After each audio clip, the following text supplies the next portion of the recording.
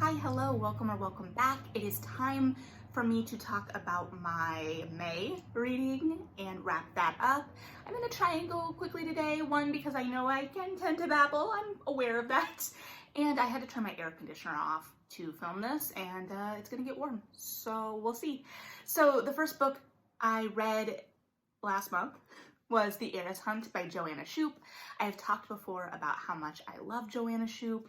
This is a new series from her. It is still in kind of like that Gilded Age territory, and this was a little bit more focused on like a summer home and a house party, which I was really intrigued to see how she did. I'm going to be honest, and this is maybe my least favorite Joanna Shupe that I have read so far. However, it is very much a it's not you, it's me kind of thing. Her voice is still great. It kept me engaged. I just didn't connect with the couple in this one as much and kind of like what their dynamic was. There was a lot of, okay, so Harrison, our hero, basically arranges this house party. He has been on the continent. He kind of fled after a disappointment, and he's coming back, and he's out to both ruin his family, and he wants to marry his childhood friend Maddie. And so he has led Maddie to believe that he needs to get married to kind of protect his inheritance, even though he has already been cut off for another reason, and now his family is asking for his help because they're in some trouble, and he is going to like take over the company, which I was very intrigued. Like, I wanted more of that. So he basically gets her to organize this house party and leads her to believe that he is going to be looking for a wife when really he just wants to woo her. And so there is a lot of like miscommunication between them. And at a certain point, Maddie is like, be straight with me, tell me the truth kind of things in whatever scenario. And he still holds stuff back because he doesn't want to distract from her like tennis career, which is another huge plot point. But it's like this, like, I'm just looking out for you in disrespecting these wishes. And so all of that comes into play, and it's definitely dealt with in the narrative. It's just, I don't know. I didn't dislike it. It just wasn't my favorite. I am very excited because seeing what she has set up for the next books, I am very, very intrigued. And I'm really excited for the stories we're getting next. So I would definitely read this in terms of like setup for the rest of the series, which I'm excited about. It's just like at this point, grading on a curve. So I then read via audio White Feminism by Koa Beck. This is a nonfiction title, and it kind of takes a look at white feminism historically through now. And so it really dives into a lot of really good history and context, and really looks at how the concept of white feminism can be very harmful and very self-serving, which are hopefully things that we are aware of already, but it provides a lot more nuance to the conversation and a lot more context and history, like I said. In terms of Pride Month, there is a great section on kind of like queer history and white feminism and the intersectionality there. And then I also really, really enjoyed the sections kind of tearing into this like boss babe culture and like the kind of lean in mentalities that I feel like are moving more away from now in our conversations, but really roots that in white feminism and has a really good conversation about that, and how some of these initiatives, specifically in the corporate world, that, are started to like serve women in theory, really a lot of women pull back once they feel their needs have been met and haven't really accounted for a full swath of needs. And especially like when it was talking about childcare, which is personally not something I have to deal with, but I think especially right now we're having lots and lots of conversations about in relation to childcare and the workplace and just what that means. So I really, really enjoyed this book. I really enjoyed listening to it, and I'm sure that it is one that I'm going to go back to because I think that there is a lot to unpack and dig into in it. And so it's one that will be good to revisit. And I feel like for me personally, audio is a great format to revisit things because it's like re-listening to a favorite podcast episode, except it's a book. And so I really enjoyed that one for sure. And then post Shadow and Bone, which feels like forever ago now, but apparently it was just last month, I was really craving that like adventurous YA, or not even YA necessarily, but something that was both like the fantasy adventure with a potential romantic subplot. So I remembered I had The Tiger at Midnight on my shelf. I've had this on my shelf for a little too long, but it had that promise of both like the adventure and the romance. Like on the back it says "Don't fall in love," like in big letters. It's also very shiny, so there's only so much I can do there. So I really enjoyed this one. Our heroine Esha is like this legendary assassin and revolutionary. She's called the Viper, so like no one knows, like the identities are linked, but she's just renowned and known. And she goes to complete this assignment and runs into Kunal, who is a guard. And come to find out, he is also the nephew of the man she had been sent to assassinate. However, when she got there, it was a much more complicated situation. So Kunal ends up going after her with a group of others. It's like a competition to catch the Viper. And it ends up in this like cat and mouse game. And the dynamic there was really fun to play on. The world expanded with the revolutionaries as well. I almost would have liked to see more of that. The cat and mouse piece went on a little bit long for my liking, because there were times where it just felt like we were going different places and kind of extending that cat and mouse dynamic, which on one hand was good because we needed Kunal to see more of the world. So I totally get that. And that dynamic was fun, but there were places I would have liked to see it expanded as well. So I think it was just a matter of like buffering some of the pacing. I really enjoyed what we got, but I think that there were opportunities to kind of rein in some places and push out more in others. But otherwise, it was a really engaging story, and I'm interested to see where it goes. I don't know when I'll get to the sequels because I don't currently own them, but I think, actually no, I think the third one comes out this month, and I forgot about that. So I'll be able to complete it all at once, which will be nice, because then I won't have to wait for anything and potentially forget stuff. So definitely a fun, just like adventurous with a slight hint of romance in it as well. Not as pronounced as I was expecting for this first one, much more that will they, won't they dynamic, which is good too. Like, keep that tension going. I'm all for it. And then I read Luck of the Titanic by Stacey Lee, which I've talked about. This one has continued to stick with me, especially in terms of the ending, which I do not want to spoil. But I think the characters that Lee built in this, as she always does, are just really engaging. And like I've said before, and will surely say again, she, I think, is just one of the strongest historical YA voices we have right now.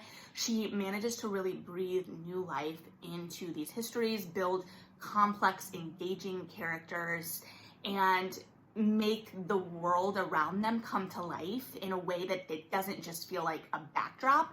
And that's not me like doing a compare and contrast where I'm saying other narratives do that. It's just like there's just a life and a fullness to her books. And I just really appreciate that. And yeah, they're just so dynamic. And I'm going to be thinking about Val for a while. So I always recommend Stacey Lee, whether you start here or start somewhere else, just pick her up and give her a try, because I really do not think you will be disappointed. I really love her work. And then I read The Duke Heist by Erica Ridley. This is a new series for me and a new author for me. And so it was a lot of fun to discover a new voice. I don't know how really to explain the voice in like context. It felt a little bit more whimsical. It was a historical. So our heroine Chloe is kind of like on the outskirts of society. Her and her siblings are kind of have all been adopted, or had all been adopted by this more like eccentric minor gentry, I believe it was, or maybe an overseas, I don't know. And so it's very much this found family dynamic, and they're not really accepted into society proper. There's usually like words and snickers and whatnot, but they are so happy in and of themselves, and they have been left a house and enough money to kind of be self-sustained. And so they find a lot of their joy through both their like individual interests, but also just their found family unit. However, this kind of like unifying symbol of their family unit and how they conceptualize it has been this picture that they were given of, I think, like Puck and the fairies. And it was taken back by the lord that sold it to their adopted father, and their adopted father has since passed. And so they are trying to get this picture back. And Lawrence, the new Duke, will not return their correspondence about it. So they're like, you know what, we're just gonna steal it. We're just gonna steal it. And so Chloe is part of this. And she kind of like easily takes on other identities and always kind of views herself as very unassuming and not worthy of remembrance, which is both a strength in how she navigates the world, but it's also a point of insecurity for her. She craves to be seen and known as herself. And so she gets to know Lawrence a little bit more because things do not go as planned with this heist.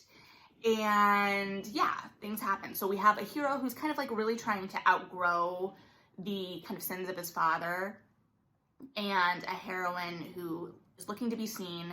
I will say there is a third act thing that happens that requires a little bit of groveling, and I think we could have had a little more groveling. I just think a little bit more groveling could have been called for, but whatever. But it was a fun new series. The tone is a little different than I have read in historicals for a second, so that is fun. It, like I said, it deals with heavy stuff, but the tone also feels a little bit lighter and freer in other places in a way that I'm not gonna really do justice in the description. And I really like what we've set up with the found family, and these siblings seem to be where we're gonna go with the series. And I'm real intrigued by all of them, and they're all a little fun and quirky with hidden depths and heart. So I think that this will be going really interesting places, and I'm excited to see what places it goes. So I then read Secret Crush Seduction by J.C. Lee. This is my only second ever Harlequin, the first one being the first in this series. And so this follows Adelaide and Michael, and it's that kind of Michael was her brother's friend and she always had a crush on him, was in love with him, and things didn't happen. And she is trying to kind of like outgrow that, but he's been recently divorced. She's trying to get into her family's company because she's been kind of shut out by her grandmother, and she thinks it's because of her like wild past, and she's trying to prove herself. And so there was a lot at the start of this where I was like, yeah, like this is really gonna work. I'm not sure how I feel about Harlequin pacing, I think is what it comes down to, because they have to move very quick. And in theory, like I should be used to some of that different pacing because I grew up reading fan fiction, but I felt like there were plot points in here that just didn't have the time to breathe that they would have had in a more standard length for me romance. So I just wasn't sure. There was an infertility plot line that I would have liked to see, give it a little bit more space. Adelaide was putting on like this charity fashion show to kind of prove herself, and she was doing it for an autism charity, and the way that that was first introduced made me a little uncomfortable in the way it spoke about autism, and I think it redeemed itself a little bit, but I am not part of that community, so I'm not sure like if it was enough. But when it started, it felt a little bit too patronizing to me a little bit. So I'm not sure about that piece. And I think a lot of that is the pacing. It's a lot of action going and not a lot of nuance to the narrative. So I don't know. I think I will read the third one in this series. I'm not sure. Yeah, and I should try other Harlequins to kind of see where I'm sitting with them, because I'm just really interested in the format and their popularity and being knowledgeable in that way. But right now, based on the two I've read, I'm just not sure about the pacing component of it. So, and then I read The Ones We're Meant to Find by Joan He. This is a stellar young adult sci-fi. It has a really strong sibling bond at the heart of it and has some really interesting conversations while introducing some really interesting characters and giving them dynamic choices and actions and environments to engage with. So I really, really enjoyed this one. In a way, I wasn't sure how I was going to respond to it because like I said, you know, it's outside of what I'm normally drawn to. And I wasn't sure if it was going to be a little too man versus nature for me, especially within like one of the storylines. But it really, really was lovely. I really enjoyed it. And I think that it's going to continue to grow a great readership, and there's going to be a lot of really compelling conversations around it. And I think it's just a really great addition to the YA sci-fi canon. And I definitely think it's going to be a touchstone title within that realm for sure. So, okay. And then I read Wild Child by Eloisa James. This is the newest in her Wild series, which I didn't realize that, like, we've been doing these for a second. So, like, that's great. This follows Lady Joan, who is technically not legitimate. Her mother was the wife of the Duke, had an affair, and then ran off and left Joan behind, but she has always been a part of this family. However, society can judge that a little bit more harshly, so she's just kind of made it clear that she doesn't care what society thinks. She's gonna break hearts, do what she wants, and enjoy life, and kind of try and drown the gossip out. And she's also really set on wanting to be an actor. And at the start of the book, she has been given the opportunity to play Hamlet as a traveling troupe comes through, like, her family's estate, as long as her best friend plays Ophelia, because her father doesn't want her playing opposite a stranger. And then Thaddeus shows up, and he has been in a couple other Wild books, so I was really excited to see him get fleshed out. I think he was in both Say No to the Duke and Say Yes to the Duke. And so here we see him get his story, and he is a much more buttoned up, staid character. This is the second book this month I read, historical romance wise, where the hero is kind of trying to get out of the shadow of their father's legacy in a way where they're trying to be a little bit more conventional, upstanding, repair a reputation of some sort.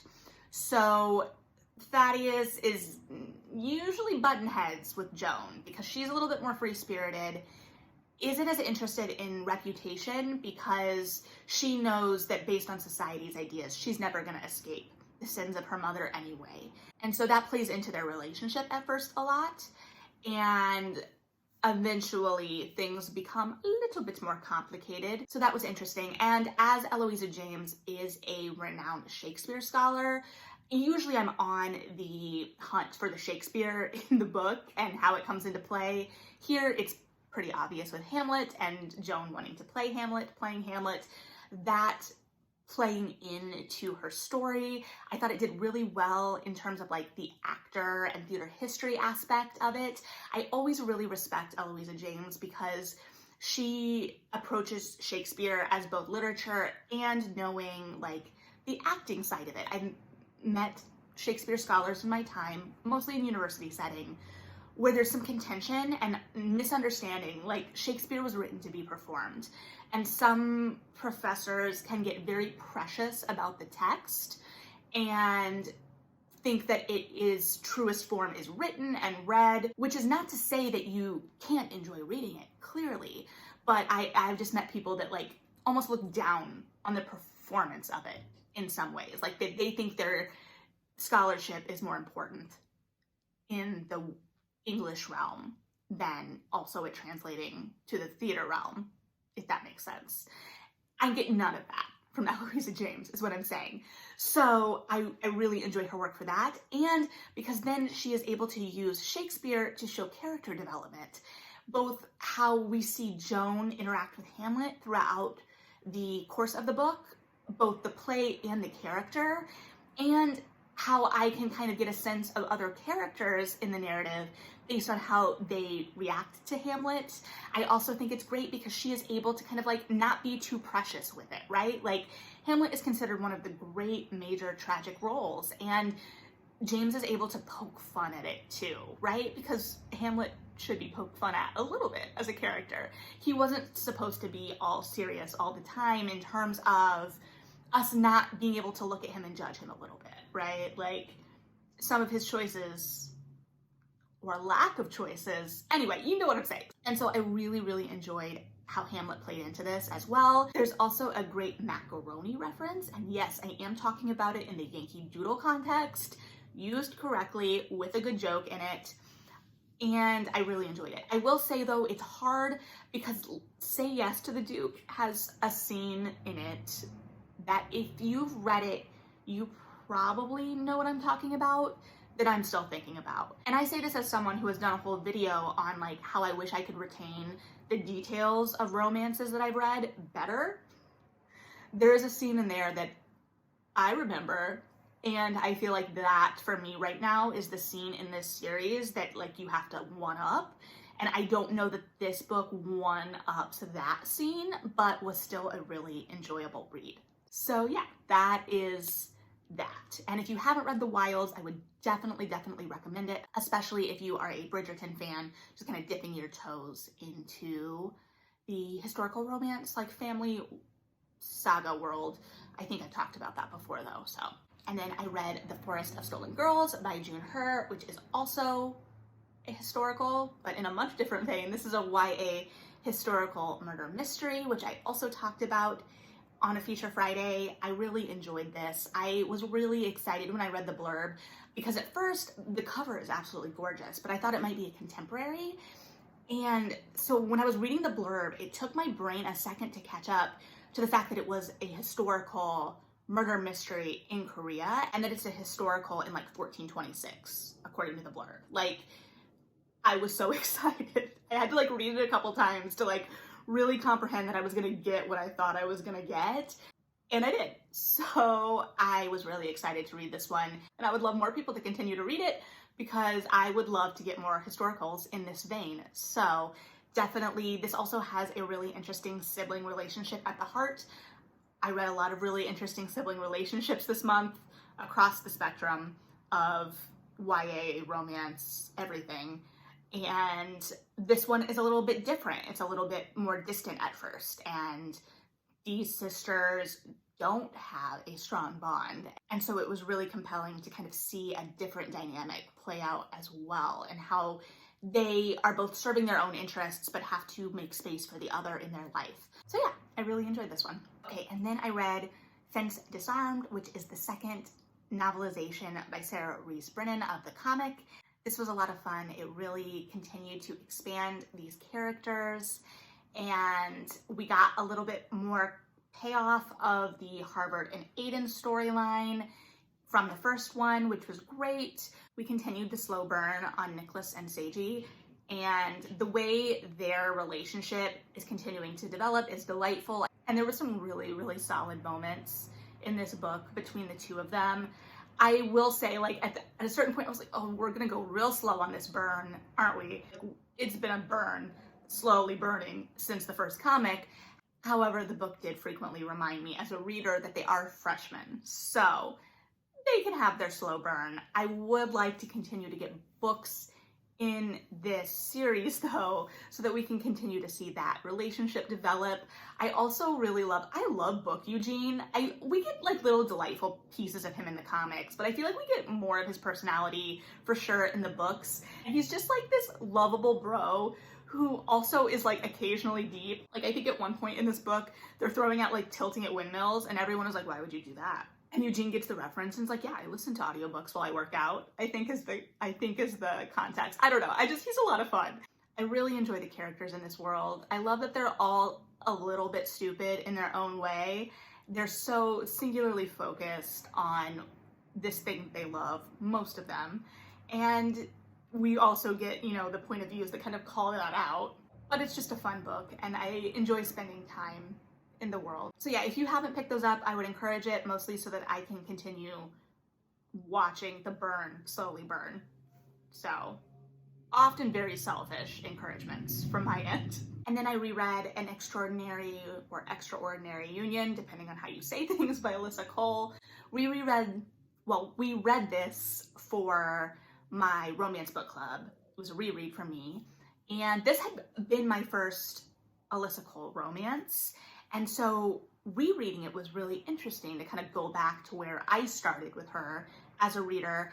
It has a much different tone than her Reluctant Royals, Runaway Royals series.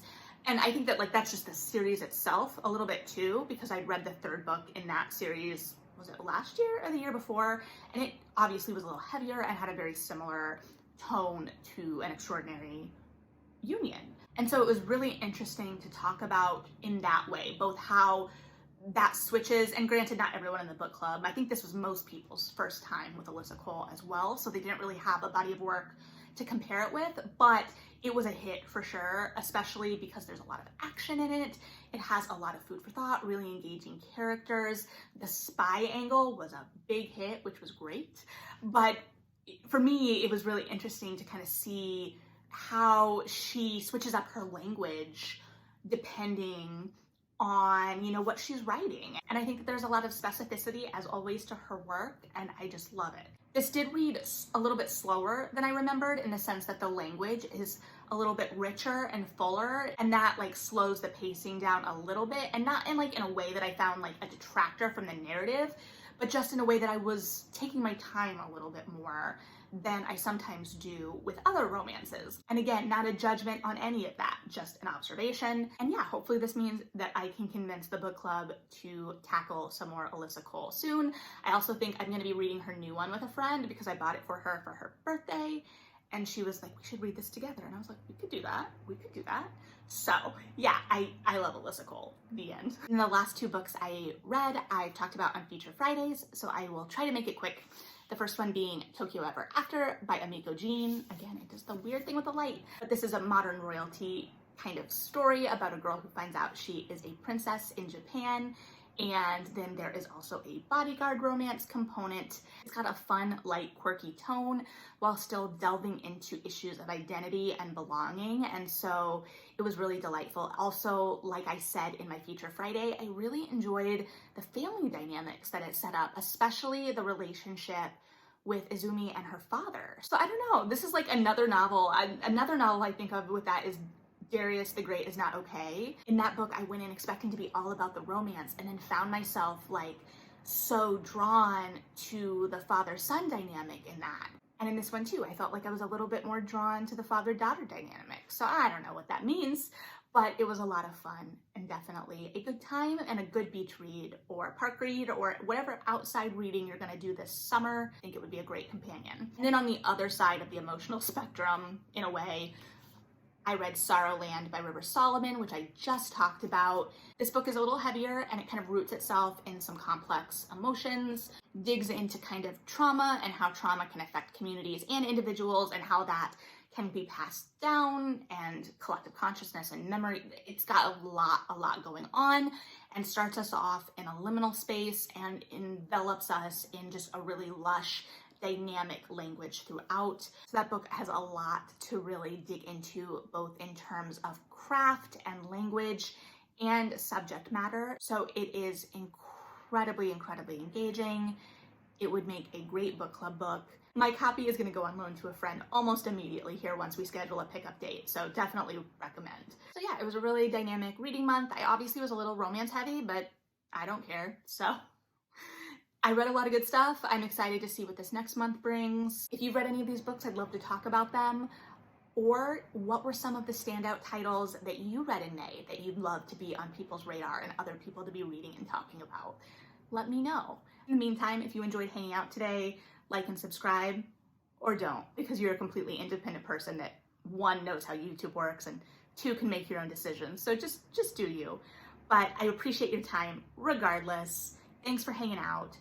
Read something good, and yeah, bye.